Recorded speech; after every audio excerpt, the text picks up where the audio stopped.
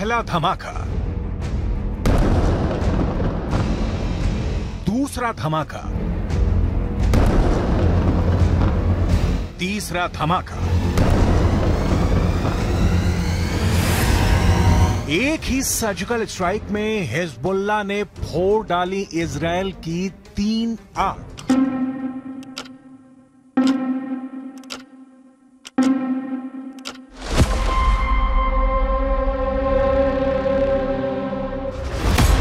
पहली आंख, दूसरी आंख, तीसरी आंख। हिजबुल्लाह ने मिसाइल अटैक करके इजरायल की 3 आंखों को फोड़ दिया।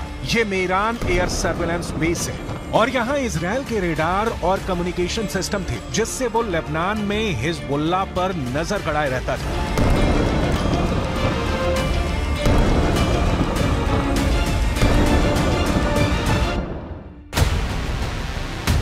अब सैटेलाइट तस्वीर की मदद से इस लोकेशन को समझिए। लेबनान बॉर्डर पर यह है इजरायल की 3 आंख यानी 3 ग्लोब रेडार और साथ में है इजरायल के कम्युनिकेशन टावर। ये मेरान एयर सर्विलेंस बेस है, जिसे तैयार करने में इजरायल ने अरबों रुपए खर्च किए थे।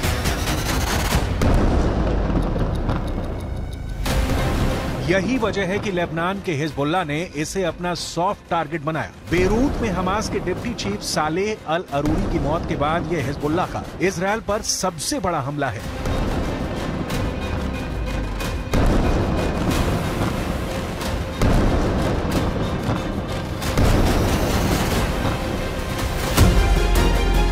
यह इजरायल के बहुत ही सीक्रेट बेस पर बहुत बड़ा हमला है। एक तरह से हिजबुल्लाह ने इजरायल के सीक्रेट बेस को मिट्टी में मिला दिया है। अब तक डरा हुआ लग रहा था हसन नसरल्लाह, लेकिन अब लग रहा है कि शुरू हो चुका है अरूरी का बदला। इजरायल पर टूट रहा है हिजबुल्लाह।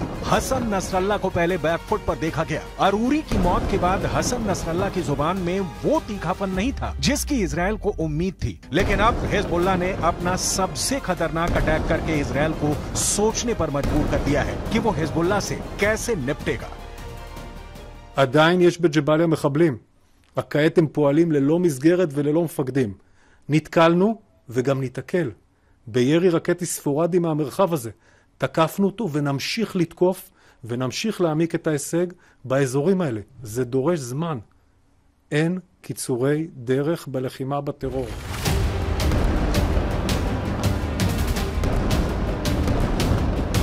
इस वक्त लेबनान और इजरायल के मौत वाले बॉर्डर पर हिजबुल्लाह का पूरा कंट्रोल है। हिजबुल्लाह अब ऐसी मिसाइल फायर कर रहा है जिसके आगे इजरायल के टैंक अपनी तोप रगड़ते हुए नजर आ रहे हैं। हिजबुल्लाह ने निकाली हैं 3 बहुत ही खतरनाक एंटी टैंक मिसाइल और मल्टी बैरल रॉकेट लॉन्चर। ये मिसाइल ईरान से सप्लाई की जाती रही हैं और ऐसी मिसाइलों का हिजबुल्लाह के पास बहुत बड़ा जखीरा है। हिजबुल्लाह 3 तरह की एंटी टैंक गाइडेड मिसाइल इस्तेमाल कर रहा है। ये है कॉर्न, इसकी रेंज 5 किलोमीटर तक है। ये रूस की मिसाइल है, लेकिन अब ईरान इसका देसी वर्जन देहलाविया तैयार कर चुका है और ऐसी बहुत सी मिसाइल अब हिजबुल्लाह के पास है। दूसरी है BGM-71 TOW tow anti tank guided missile. Range है 3.5 किलोमीटर। ये अमेरिका में बनी मिसाइल है, लेकिन अब इसकी नकल ईरान तैयार कर रहा है और उसने हिजबुल्लाह को सप्लाई की है। तीसरी है 85 कॉनकोर्स, रेंज 4 किलोमीटर। ये भी रूस ने बनाई है और अब ईरान में ये तोसान नाम से तैयार की जाती है। इन्हीं मिसाइलों से हिजबुल्लाह ने इजरायल के मेरान एयर सर्विलेंस बेस पर हमला किया है। ये तीनों मिसाइल बहुत ही घातक है और जिस तरह से इन्होंने इजरायल के अड्डे उड़ाए हैं, उससे ये बात साबित हो जाती है। हिजबुल्लाह का दावा है कि उसका हर हमला इजरायल को मुंहतोड़ जवाब है। बताया जा रहा है कि हिजबुल्लाह ने इस अड्डे को उड़ाने के लिए 60 से ज्यादा मिसाइल फायर की हैं और सभी अपने टारगेट पर लगी।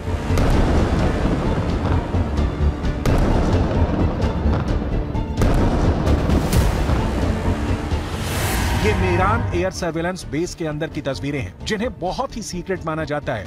ये बेस 1967 में बनाया गया था ताकि लेबनान बॉर्डर पर नजर रखी जा सके। इसका कंट्रोल इजरायल की एयरफोर्स के पास है। इस बेस से हवाई टारगेट को भी ट्रैक किया जाता रहा है और रॉकेट और तोप के गोलों को भी ट्रैक किया जाता है ताकि लेबनान बॉर्डर से लगे उत्तरी इजरायल के इलाकों को सुरक्षित रखा जा सके।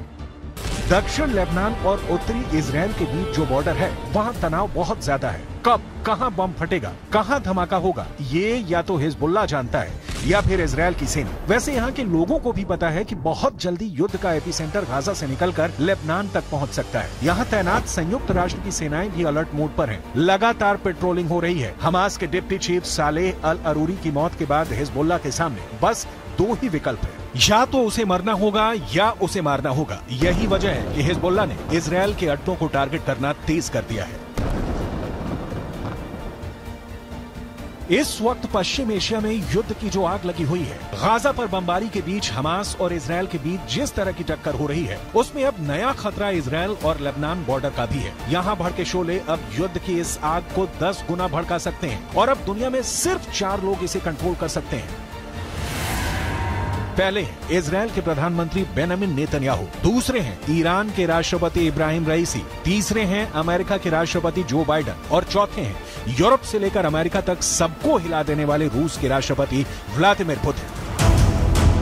इस वक्त सबसे ज्यादा एक्टिव ईरान है, खासकर किरमान में आतंकी धमाकों के बाद ईरान ने हिजबुल्लाह और यमन के हूथी विद्रोहियों को चौकन्ना रहने के लिए कहा है। ईरान ने इन दोनों मिलिशिया तक पहले ही इतने हथियार पहुंचा दिए हैं कि अगर इजराइल ने गाजा पर बमबारी नहीं रोकी तो हिजबुल्लाह और हूथी दोनों इजराइल पर बम बनकर फट सकते हैं। ये बात नेतन्याहू भी जानते हैं।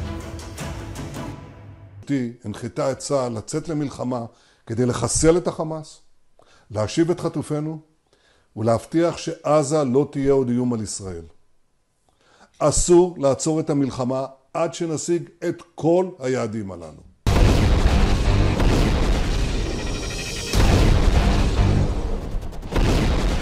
जब से सालेह अल अरूरी को इजराइल ने ड्रोन स्ट्राइक में मारा है, तनाव बहुत ज्यादा फैल गया है। ये ड्रोन स्ट्राइक बेरूत के दहिया इलाके में हुई, जिसे हिजबुल्लाह का गढ़ माना जाता है। दहिया में जब सालेह अल अरूरी को जब हमास के ऑफिस के करीब देखा गया, तब इजराइल का ड्रोन मौत बनकर टूट पड़ा। इस हमले में सालेह अल अरूरी के अलावा 5 और लोग मारे गए जो हमास के ही अधिकारी थे। सवाल है कि क्या अरूरी की मौत का बदला अब सीधा युद्ध होगा, जिसमें बड़ी लड़ाई इजराइल और हिजबुल्लाह के बीच होगी। ऐसा युद्ध जिसमें इजराइल की तरफ होगा अमेरिका, जबकि हिजबुल्लाह की मदद करेगा ईरान। हालांकि बेंजामिन नेतन्याहू इससे पहले ही बेरूत को गाजा बनाने की धमकी दे चुके हैं।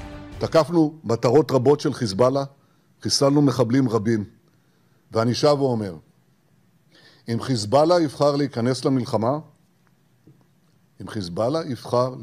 למלחמה, הוא יעשה את טעות חייו.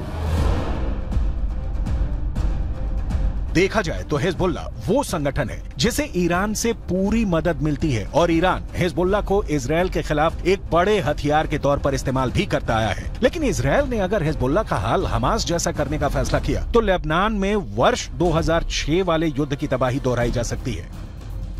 2006 में हिजबुल्लाह और इजराइल के बीच 34 दिन तक युद्ध चला था। तब इजराइल के 121 सैनिकों को मिलाकर 160 लोग मारे गए थे, जबकि हिजबुल्लाह के 250 लड़ाकों समेत लेबनान के 1200 लोगों की मौत हुई थी। हम अपनी वीडियो लाइब्रेरी से 17 वर्ष पहले लड़े गए इस युद्ध की तस्वीरें निकाल कर लाए हैं ताकि इस बात का अंदाजा लगाया जा सके। लेबनान का वही हाल कर सकता है जो इस बार गाजा का कर रहा है।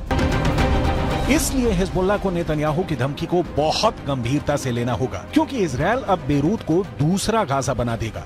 ये वो साफ साफ कह रहा है। इजराइल जानता है कि अरूरी की मौत ने उसका एक दुश्मन खत्म किया है, लेकिन कई और दुश्मन उसके खिलाफ तैयार हो चुके हैं। हमास के चीफ इस्माइल हानिया ने भी कह दिया है कि इजराइल को अरूरी के मर्डर की कीमत चुकानी होगी। अरूरी की मौत से इजराइल के 3 बड़े दुश्मनों को बहुत जोरदार झटका लगा है। पहला झटका हमास को लगा है, क्योंकि सालेह अल अरूरी इस्माइल हानिया के बाद हमास में दूसरा सबसे बड़ा नाम था। दूसरा झटका ईरान को लगा है, क्योंकि सालेह अल अरूरी ने ही सीरिया में युद्ध को लेकर हिजबुल्लाह और ईरान के साथ आए मतभेद को दूर किया था। तीसरा बहुत बड़ा झटका हिजबुल्लाह को लगा है, क्योंकि इजराइल ने बता दिया है कि अब वो लेबनान की राजधानी बेरूत और हसन नसरुल्लाह के गढ़ को टारगेट करने से पीछे नहीं हटेगा।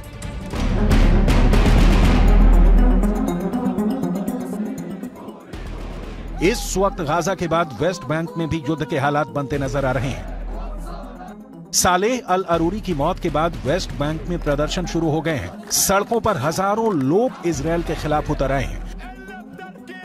हालात ऐसे हैं कि इजरायल को अब अपनी ड्रोन फोर्स को वेस्ट बैंक के ऊपर एक्टिव करना पड़ा है। देखा जाए तो वेस्ट बैंक इजरायल के खिलाफ 5वां मोर्चा है। इससे पहले गाजा की लड़ाई है, हिजबुल्लाह से लड़ाई है, हूथी से युद्ध का खतरा बढ़ता जा रहा है। इराक में ईरान समर्थित हश्द अल शाबी ने अमेरिका के ठिकानों पर हमले बढ़ा दिए हैं। अरूरी की मौत के बाद ये मोर्चे और मजबूत होंगे, इसमें कोई शक नहीं। ये युद्ध फैला तो समझ लीजिए कि बहुत से देश इसकी चपेट में आ जाएंगे।